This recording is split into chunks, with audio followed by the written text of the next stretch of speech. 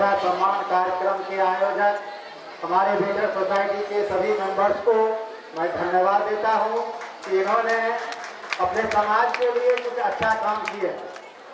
जब हम कोई नया काम शुरू करते हैं तो समाज में हमें उपहास उड़ाया जाता है, हमारी मजाक उड़ाई जाती है, हमारा विरोध किया जाता है। जब हम कुछ आगे बढ़ते हैं तो और हमारा विरोध होता है, और जब हम सफल होते हैं तो लोग हमारा अनुसरण करते हैं।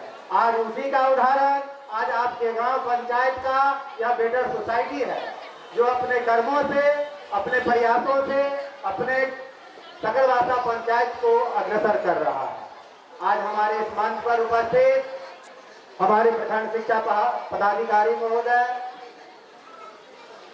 जिला से आए हुए हमारे एडीएमओ सर, चिड़िया बरियारपुर से हमारे थाना अध्यक्ष महोदय एवं तमाम साथियों, आप सबों को मैं बेटर सोसाइटी की ओर से और शिक्षकों की तरफ से अभिनंदन करता हूं। और हमारे जो भी बच्चे हैं उनको हम उज्जवल भविष्य की कामना करते हैं, और हम अपने प्रबुद्ध सकरवासा ग्राम वासियों को भी हार्दिक अभिनंदन करते हैं कि जो आप लोग यहाँ पर आए हैं और इस कार्यक्रम को देख रहे हैं और सुन रहे हैं। मेरे प्यारे बच्चों, ये आप लोगों का पहला पड़ाव है जब आप मैट्रिक की परीक्षा पास किए हैं और इंटर की परीक्षा पास किए हैं। आपको यह सम्मान मिलेगा, आपका हौसला अफजाई किया जाएगा। आपको पढ़ने के अवसर अभी से भी मिलेंगे। जब आप इंटर पास करते हैं तो आपके पढ़ने के बहुमुखी रास्ते खुल जाते हैं। आप किसी भी क्षेत्र में जा सकते हैं।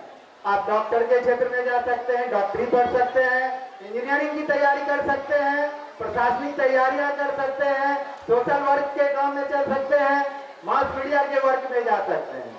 बच्चों, आप में प्रतिभा की कमी नहीं है। आप हर स्टाइल प्रतिभा के धनी व्यक्ति हैं। आप अपनी प्रतिभा के अनुसार अपने रास्ता का चयन करना है और आपको उस मंजिल तक पहुंचना है। लेकिन हमें कुछ बातों को याद रखना है जिससे कि हम अपने जीवन में सफल हो सके। हम लोग सुनते आए हैं और देखते भी हैं कि अनुशासन से ही हम लोग आगे बढ़ते हैं। हमारा देश भी या कोई भी क्षेत्र हो, बिना अनुशासन से आगे नहीं बढ़ सकता, चाहे वो पुलिस लाइन हो या हमारी दिनचर्या हो या कोई भी चीज हो। जब तक हम डिसिप्लिन में नहीं रहेंगे हम उस क्षेत्र में आगे नहीं बढ़ेंगे। हम बच्चों को पढ़ाई करना है, इसके लिए एक नियमित रूटीन होना चाहिए और डिसिप्लिन में हम पढ़ाई करें। देखिए, हमें बच्चे 3 प्रकार के मिलते हैं। एक जो है सामान्य बच्चे होते हैं तो कहते हैं कि कमजोर बच्चा है। एक दूसरा बच्चा मिलता है जो कहते हैं औसत है, मीडियम है। और एक तीसरा बच्चा है जिसको हम लोग कहते हैं कि बहुत इंटेलिजेंट है, एक्सीलेंट है, बहुत अच्छा करेगा। लेकिन मैं ये कहूंगा कि आप मेहनत के बल पर अपने उस मेहनत से आप सब कुछ प्राप्त कर सकते हैं।